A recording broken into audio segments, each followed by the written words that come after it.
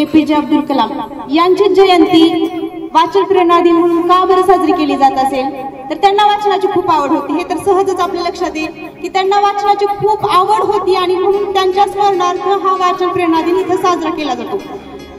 आपल्या हे पुस्तकातून त्यांचं बालपण तर आपण सगळ्यांनी ऐकलंच आहे. एक छोटीशी त्यांच्या आयुष्यातला प्रसंग मी तुम्हाला सांगते. चुलीवरची भाकरी तुम्ही कधी खाल्ली का? भाकरीला जर नाही लक्ष दिलं भाजताना तर काय होतं रे? करपते. मग एकदा असंच काय झालं होतं, संध्याकाळची वेळ होती आणि अब्दुल कलाम जेवायला बसले होते. सोबत वडील होते आणि आई त्यांची चुलीवर भाकरी करत होती.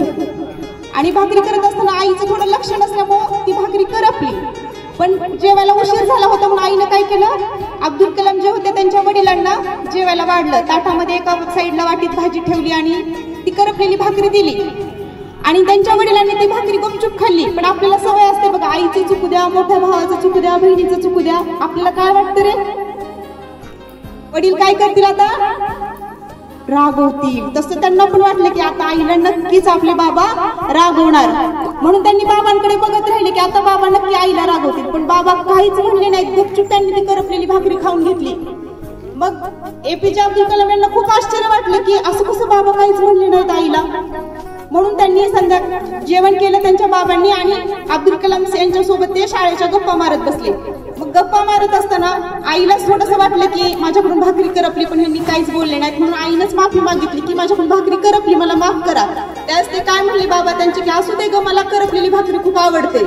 आणि ते अब्दुल कलाम यांच्याशी गप्पा मारत बसले. पण त्यांना राहवलं नाही.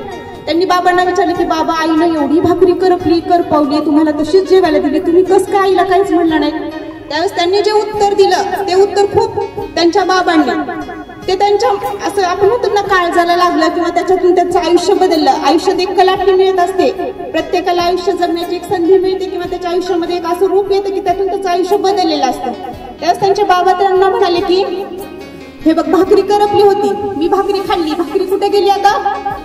पोटात गेली. भाकरी संपली की नाही? पण मी त्या भाकरीमुळे माझा जीव गेला का? नाही. पण मी जर तुला आईला या भाकरीच्या बदल्यात जर रागवलो असतो तर तिला जे शब्द लागले असते ते मात्र तिचे शब्द जीव घेणारे ठरले असते किंवा तिचे मी बोललेले शब्द तिच्या जीवाला खूप लागले असते. त्यामुळे भाकरीचा विषय संपला, भाकरी करपली, खाल्ली, विषय मिटला. पण आईला बोललेलं आयुष्यभर आईच्या स्मरणात राहिलं असतं, मी आहे तोपर्यंत, तिनं आहे तोपर्यंत. म्हणून मी हा विषय लांबवला नाही. तर नाती कशी जपावी आणि घरातून संस्कार कसे मिळतात हे या प्रसंगातून आपल्या पुढं, त्या कथेतून हा प्रसंग आपल्या पुढे सादर केलेला आहे. तर अशा प्रकारे छोट्या छोट्या प्रसंगातून अब्दुल कलाम साहेबांचं जीवन घडत गेलं. आणि आपण सुद्धा आज दिवसभर वाचन प्रेरणा दिन साजरा करायचा आहे, अजिबात गोंधळालाच नाही. डॉक्टर बाबासाहेबांचं सुद्धा वाचन खूप होतं, आपल्याला माहिती आहे. 18 तास ते अभ्यास करत होते. मग आपल्यातून सुद्धा कोणीतरी काहीतरी घडलं पाहिजे. म्हणतात ना, स्मशानातल्या हाडांना जेव्हा कोणाचा पाय चुकून लागतो तेव्हा तो बिचारा मुर्दाही विचारात पडतो, अरे जिवंत माणसा असा मूल्यहीन का वागतो? आणि मूल्यहीन वागायचं कारणच असं आहे की वाचन कुठेतरी कमी पडत चाललेलं आहे. आणि त्यामुळे आपण या आजच्या या दिनी संकल्प करूया की फुल न फुलाची पाकळी. मी लहान होते ना, तुम्हाला आता मी जेवढं काय थोडंफार मोडकं मला बोलता येतं ना, त्याचं फक्त कारण आहे वाचन. मी खूप लहानपणापासून वाचन करते ना. आता दुर्दैव असं की ज्यावेळेस वाचनाचा अर्थ कळायला लागला त्यावेळेस वाचन सुटत चाललंय. आणि वाचन सुटायचं कारण काय माहितीये का? तुम्हाला माहित असेल, सांगा बरं.